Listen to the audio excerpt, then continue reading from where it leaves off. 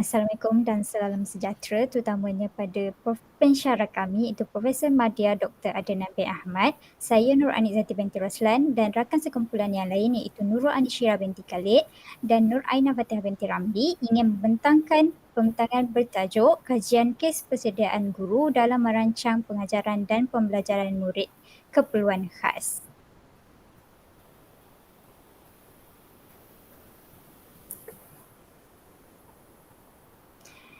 Okey, saya akan meneruskan pembentangan pada hari ini dengan menjelaskan tentang pengenalan.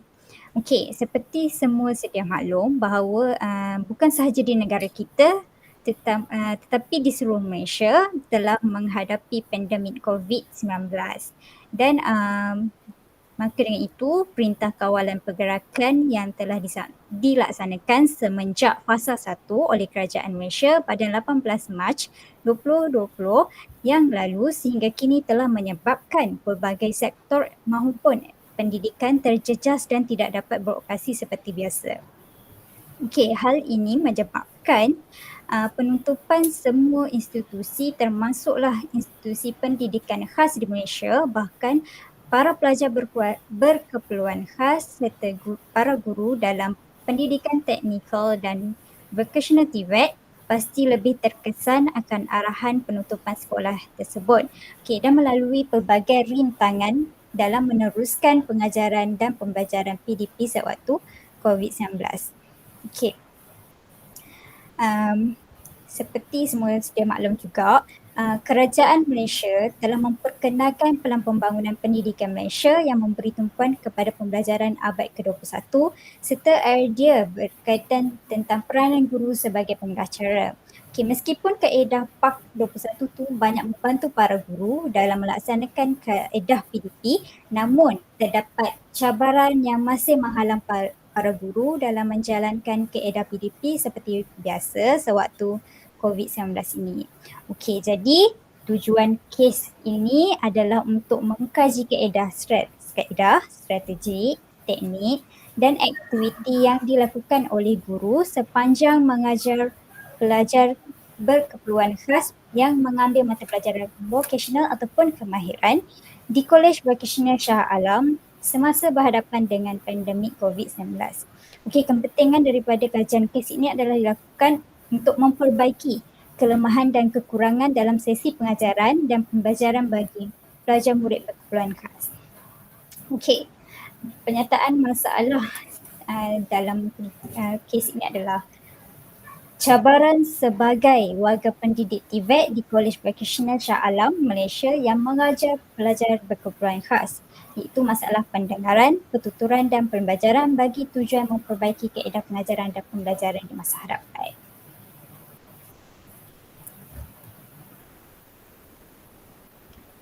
Okey, seterusnya adalah objektif.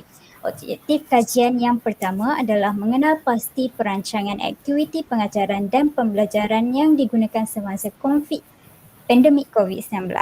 Yang kedua adalah mengenal pasti kebolehpasaran pelajar berkeperluan khas semasa pandemik COVID-19. Dan yang terakhir adalah melakukan perkongsian strategi dan teknik bersama tenaga pengajar yang lain. Seterusnya saya meneruskan pembentangan ini kepada Nurul Anishira. Assalamualaikum warahmatullahi wabarakatuh. Okay, saya akan ceritakan sedikit mengenai sekolah pendidikan Kolej Vocational Shah Alam. Okey, sekolah ini adalah sekolah satu daripada 4 buah sekolah menengah pendidikan khas di bawah pentadbiran bahagian pendidikan khas Kementerian Pelajaran Malaysia.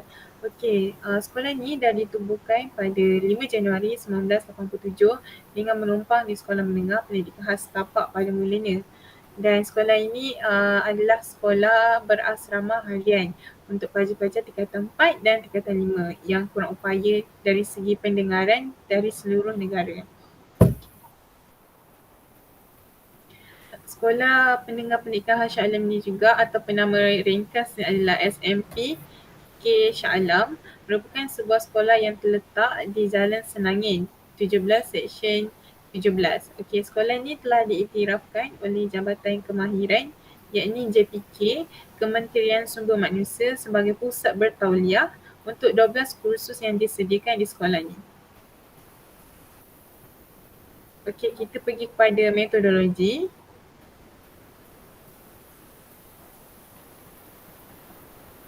Next slide.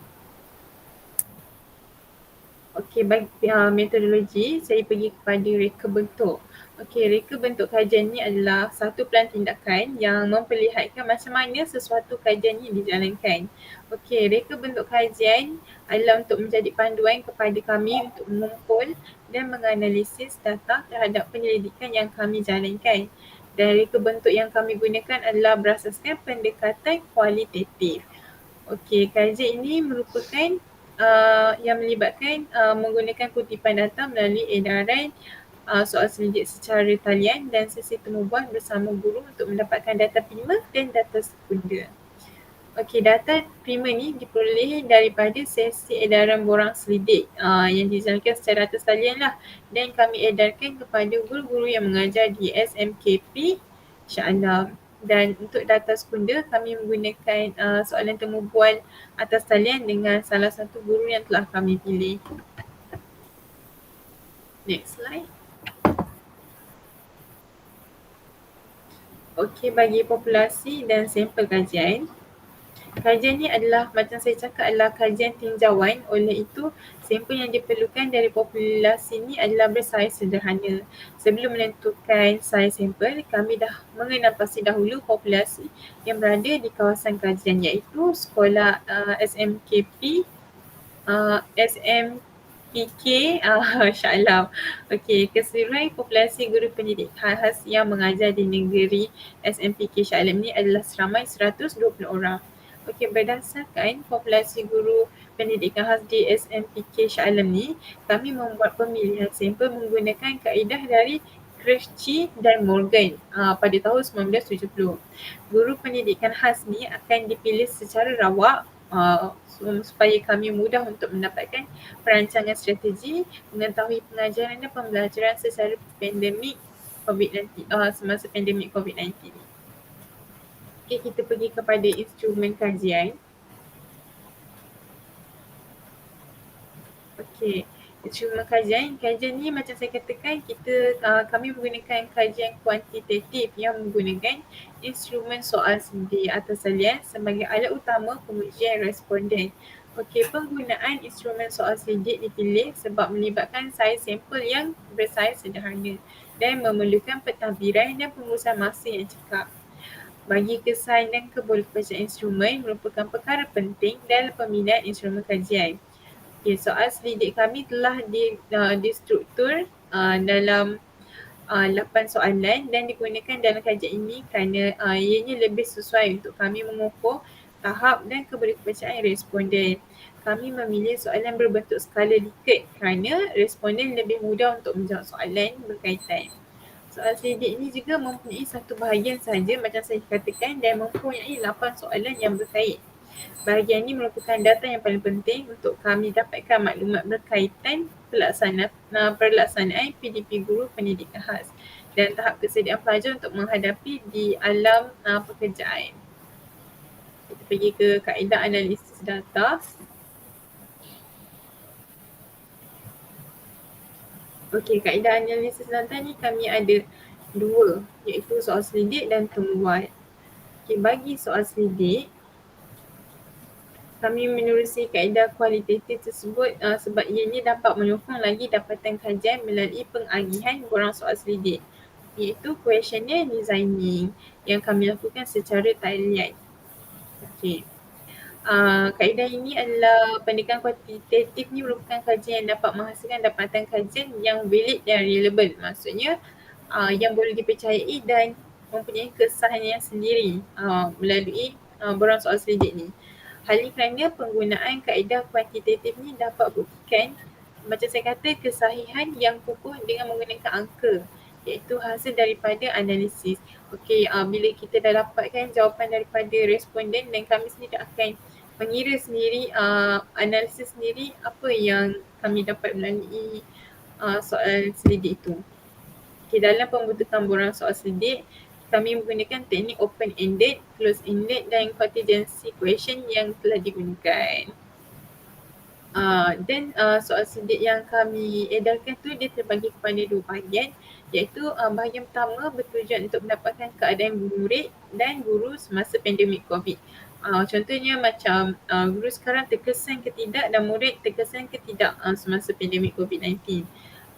Bahagian dua pula mengandungi soalan berskala liket bertujuan untuk tahu untuk tahu tujuan dan tak kepentingan persepsi setiap elemen yang ada. Macam objektif kami untuk mendapatkan maklumat tentang PDP dan strategi yang guru gunakan, tahap kesediaan pelajar untuk menghadapi dunia pekerjaan dan sebagainya kan. Okey, jadi kami um, kami ingin mendapatkan ni sebagai mendapatkan lebih informasi tentang sesuatu dalam masa yang singkat. Guna questionnaire kan jadinya untuk responden jawab tu hanya sekejap je lah sebab 8 soalan saja. Okay, kita pergi kepada temu bual. Bagi temu bual, kami telah memilih salah seorang guru untuk kami temu bual, iaitu guru pendidikan jasmani dan matematik di SMPK Shah Alam. Berdasarkan kaedah temu bual yang kami lakukan, kami dah peroleh maklumat berkaitan latar belakang sekolah serta maklumat-maklumat lain yang berkenaan. Kaedah ni kami jalankan bagi individu yang tak banyak masa dan kurang faham untuk menjawab soalan-soalan yang dikemukakan. Macam kita buat temu bual ni kan macam terus secara langsung walaupun kita tak nampak muka. Kalau macam soal selidik tu kita kena recheck satu-satu macam tu kan. Tapi kami lakukan temu bual ni, kami boleh mengadakan sedikit perbualan lah, perbualan langsung dengan guru tersebut. Lagi temu bual, kalau macam saya cakap, kalau temu bual bersemuka ni berkemungkinan adalah kaedah pengumpulan data yang lebih mahal kerana ia mengambil masa yang lama. Jadi kami lebih selesa untuk melakukan temu bual di atas talian. Dan seterusnya, bagi prosedur kajian. Okey, bagi prosedur kajian ni kami menggunakan carta alif untuk kami menjayakan kajian kami supaya ianya lancar dan tersusun. Okey, raja dekat bawah ni menunjukkan proses carta alif tu. Berdasarkan carta alif ni, kami juga dapat memerhatikan beberapa langkah yang perlu dilakukan dan juga perlu dipatuhi dalam melaksanakan kajian ini. Okey, penggunaan macam saya cakap lah, penggunaan carta alif ni adalah catatan aktiviti bagi menjadikan kajian ini dapat dilakukan dengan lancar dan tersusun. Okey.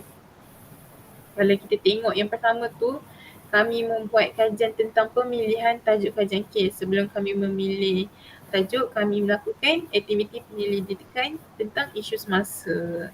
Dan kami terus bertemu bual bersama guru dan membuat pengumpulan data dan menganalisis data untuk mendapatkan jawapan, iaitu di proses ni.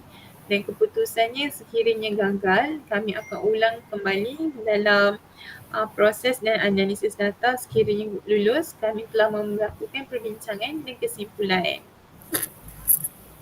Okey, sebelum kami macam saya cakap lah, sebelum kami memilih tajuk ni, kami telah membuat perbincangan dan membaca isu-isu semasa pada masa kini supaya isu-isu yang bernas dapat diketengahkan.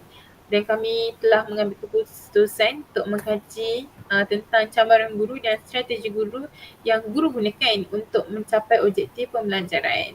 Lagi-lagi semasa pandemik COVID-19 ini kan. Okey. Saya rasa itu sahaja daripada saya untuk metodologi. Saya serahkan kepada pembentang seterusnya. Baik, terima kasih Saudara Anishira. Saya akan meneruskan dengan pembentangan ini dengan menceritakan lebih lanjut tentang SDG. Okey, SDG ini merupakan iaitu pembangunan mampan atau matlamat pembangunan lestari. Okey, SDG ni dia terdiri daripada 17 matlamat yang dikemukakan oleh Pertubuhan Bangsa-Bangsa Bersatu. Okey, dia juga dirancang dengan melibatkan keseluruhan pembangunan, iaitu contohnya sivil, sektor swasta, akademik dan sebagainya. Okey, SDG ni dia tidak akan meninggalkan seorang pun. Itu left no one behind. Okey, dengan prinsip tersebut, setidaknya SDG harus dapat menjawab dua hal, iaitu keadilan prosedural, iaitu sejauh mana seluruh pihak terutamanya yang selama ini tertinggal dapat terlibat dalam keseluruhan proses pembangunan, dan keadilan substansial serta program pembangunan dapat menjawab persoalan-persoalan warga terutamanya kelompok yang tertinggal. Okay, next. Seterusnya, elemen SDG yang kami pilih adalah SDG 4, iaitu matlamat 4 ini adalah memastikan pendidikan berkualiti, inklusif dan saksama serta menggalakkan peluang pembelajaran sepanjang hayat untuk semua. Iaitu memfokuskan 4.3 iaitu akses yang sama ke pendidikan teknikal, vocational dan pengajian tinggi yang berpantutan. Iaitu menjelang 2030 yang memastikan akses yang sama untuk semua wanita dan lelaki-lelaki ke teknikal yang berpatutan dan berkualiti, vocational dan pengajian tinggi serta universiti. Okey, untuk 4.4 pula adalah meningkatkan bilangan orang yang mempunyai kemahiran yang relevan untuk kejayaan kewangan, iaitu menjelang 2030 juga meningkatkan jumlah belia dan orang dewasa yang mempunyai kemahiran yang relevan termasuk teknikal dan vocational kemahiran untuk pekerjaan yang layak dan keusahawan. Okey, untuk 4.5 pula adalah menghapus semua diskriminasi dalam pendidikan. Sama juga menjelang 2030, hapuskan perbezaan jantina dalam pendidikan dan memastikan akses yang setara ke semua peringkat pendidikan dan vocational latihan untuk golongan terdedah termasuk orang kurang upaya, masyarakat pribumi dan kanak-kanak dalam keadaan terdedah. Okey, seterusnya 4.A iaitu membina dan menaik taraf sekolah inklusif dan selamat, iaitu membangun dan menaik taraf kemudahan pendidikan yang kanak-kanak kurang upaya dan sensitif gender dan menyediakan persekitaran pembelajaran yang selamat, tidak ganas dan berkesan untuk semua. Okey, untuk akhir sekali itu 4.C iaitu menjelang 2030 meningkatkan dengan ketara bekalan guru yang berkelayakan termasuk melalui kerjasama antarabangsa untuk latihan guru di negara, membangun terutamanya negara maju. Okay, next. Okay, seterusnya adalah kaitan elemen SDG dengan kajian kes. Okey, setelah mengenal pasti kaedah, strategi dan teknik, maka proses pembelajaran telah dapat dijalankan dan satu tindakan boleh diambil. Okey, hal ini seiring dengan SDG 4 tadi yang dinyatakan tadi, yang mana membina dan menaik taraf kemudahan pendidikan yang sensitif kanak-kanak orang kurang upaya dan jantina serta menyediakan persekitaran pembelajaran yang selamat tanpa kekerasan dan berkesan untuk semua. Okey, serta pendidikan 2030 juga menetapkan 7 sasaran yang memastikan akses sama dalam bidang teknikal, vocational dan pengajian tinggi untuk meningkatkan peratusan belia dan golongan dewasa yang mempunyai kemahiran relevan termasuk kemahiran teknikal seperti yang ditekankan dalam SDG 4. Okay, saya rasa itu saja, saya serahkan kepada saudari Aina. Terima kasih saya ucapkan kepada saudari Anis. Okey, baiklah, untuk analisis kajian. Jadi analisis kajian ini berfungsi adalah untuk mengkaji sama ada objektif yang ditetapkan berjaya ataupun tidak. So, pertama sekali, untuk objektif yang pertama iaitu mengenal pasti perancangan aktiviti pengajaran dan pembelajaran yang digunakan semasa pandemik COVID-19. Jadi, berdasarkan objektif yang dinyatakan, satu soal selidik telah diedarkan kepada beberapa orang guru di Sekolah Menengah Pendidikan Khas Vocasional Shah Alam. Jadi hasil daripada soal selidik tersebut, seramai 14 responden iaitu daripada kalangan guru telah terlibat bagi soal selidik ini. Jadi terdapat beberapa soalan yang telah kami edarkan dan kami analisis. Jadi kami mendapati bahawa perancangan aktiviti pengajaran dan pembelajaran yang digunakan semasa pandemik COVID-19. Jadi, guru memilih untuk menggunakan platform Google Meet sebagai perantara antara guru dan murid. Okey, macam kita tengok dekat graf ni, 50% daripada guru-guru memilih untuk menggunakan Google Meeting. Jadi, kita dapat lihat kebarangkalian guru memilih untuk menggunakan Google Meeting adalah sebagai ganti kepada kelas bersemuka, di mana apabila pandemik COVID ni berlaku, kita tidak dibenarkan, guru-guru tidak dibenarkan untuk menjalankan kelas secara fizikal, iaitu bersemuka dengan murid. Jadi guru perlu menggunakan medium lain, tapi perlu menyampaikan input yang sama kepada murid. Oleh sebab itu, kebanyakan guru memilih untuk menggunakan Google Meeting. Okey, antara Google Meeting dan medium-medium yang lain, maksudnya aplikasi yang lain, Google Meeting ni menjadi yang paling menjadi pilihan mungkin kerana Google Meeting ni menggunakan data yang minima. Jadi apabila ianya menggunakan data yang minima, dia memudahkan bagi guru dan juga murid untuk mengakses kepada platform ini.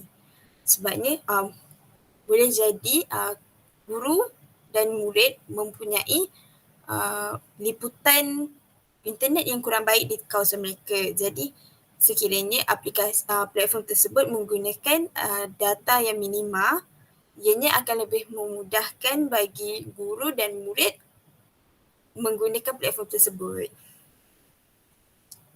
Seterusnya, bagi objektif kedua, iaitu mengenal pasti kebolehpasaran pelajar berkeperluan khas semasa pandemik COVID. Jadi, soalan yang diberikan kepada guru-guru adalah berapakah peratusan kebolehpasaran pelajar berkeperluan khas dalam industri bekerja. Jadi, guru-guru memberi respon bahawa 60% tahap kebolehpasaran pelajar dalam industri pekerjaan. Ini kerana murid-murid telah diberikan pendedahan yang meluas berkaitan situasi pekerjaan yang sebenar.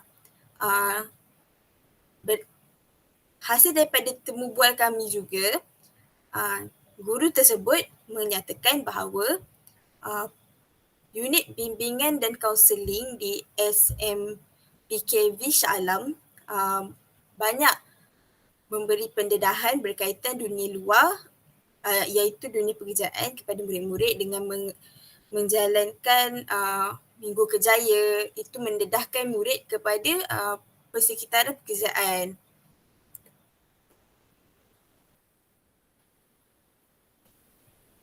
Jadi peratus kebolehpasaran pelajar ini seiring dengan tahap penerimaan orang awam ataupun majikan terhadap golongan ini. Okay. Oleh kerana seperti saya sudah cakap tadi, yang unit bimbingan dan kaunseling di SMPKV Shah Alam telah mengadakan Minggu Kerjaya. Okey, jadinya pada Minggu Kerjaya tersebut, mereka telah menjemput beberapa majikan luar untuk datang ke sekolah dan memberikan perkongsian berkaitan pekerjaan yang akan dihadapi. Mereka juga didedahkan dengan sesi temu duga yang akan dilakukan apabila mereka akan masuk ke alam pekerjaan nanti. Okay, jadi untuk objektif yang ketiga pula, iaitu melakukan perkongsian strategi dan teknik bersama tenaga pengajar yang lain. Jadi guru-guru yang menyertai soal selidik ini telah berkongsi strategi dan kaedah yang digunakan sepanjang pandemik COVID-19 bagi memastikan kejayaan PDPR.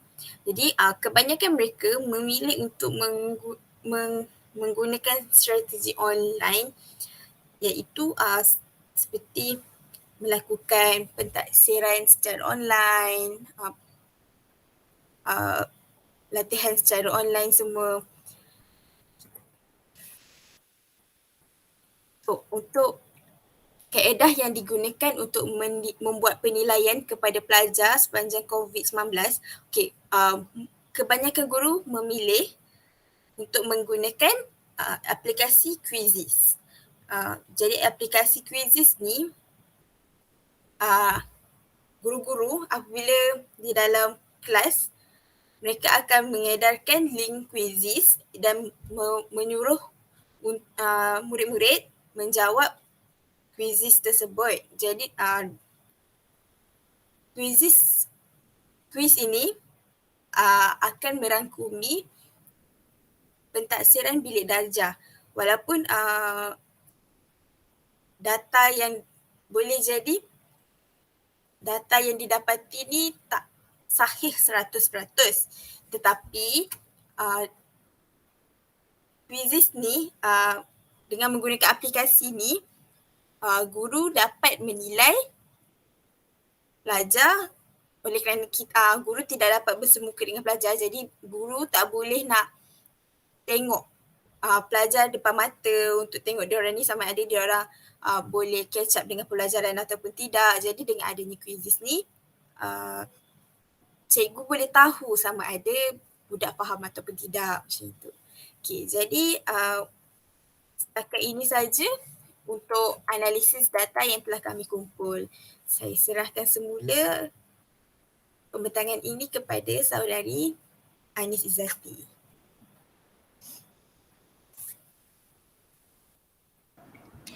Okey, terima kasih saudara Aina.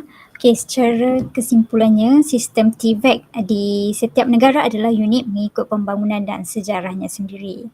Okey, manakala di Malaysia, perkembangan dan perubahan sistem TVET ni sering dihubungkait dan diambil kira dengan golongan murid berkeperluan khas dengan menyambut baik aspirasi Akta OKU 2008, iaitu semua golongan murid berkeperluan khas layak diberi hak bagi mendapatkan pendidikan yang berkualiti sejajar dengan dasar pendemokrasian, pendidikan atau pendidikan untuk semua.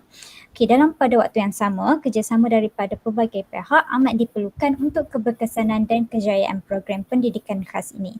Selain itu, para pendidik bagi pendidikan khas diperlukan kriteria yang berkualiti agar dapat mendidik murid berkeperluan khas ini dengan baik serta berkualiti tinggi. Hal ini dikatakan demikian kerana semua kanak-kanak atau pelajar merupakan sumber modal insan dan berhak mendapatkan pendidikan yang berkualiti. Akhir sekali, kecemerlangan dan kejayaan insan istimewa, kegemilangan bersama. Itu sahaja dari kepada kumpulan kami. Sekian, terima kasih. Terima kasih.